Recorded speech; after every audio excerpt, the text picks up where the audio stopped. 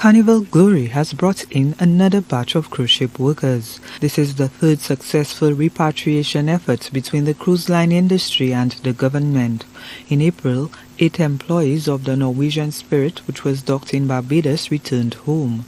On Friday, May 8th, the Carnival glory dropped off 207 nationals and Caribbean Princess 12. The returning St. Lucians have to undergo mandatory quarantine before they can be reunited with loved ones.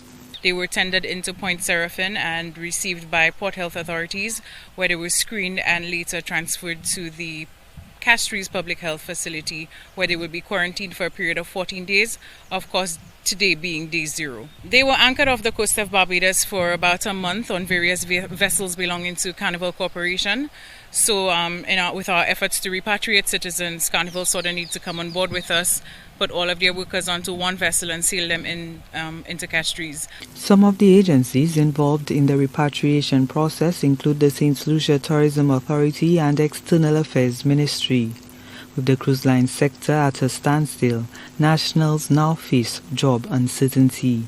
Well, the pandemic is a very fluid situation, and so the cruise lines do understand what is ongoing at this time.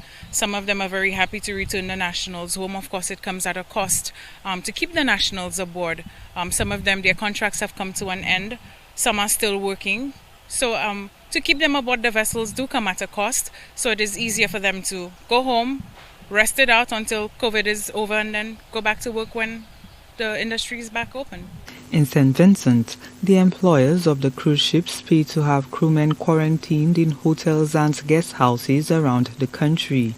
However, in St. Lucia, the government is footing the bill. St. Lucians are very blessed, and I say that because the efforts to repatriate citizens is not an easy one. There are many authorities that have to come together to ensure that this happens, and the COVID process in terms of getting them here and ensuring that they are in quarantine is a bill that the government of St. Lucia has adopted.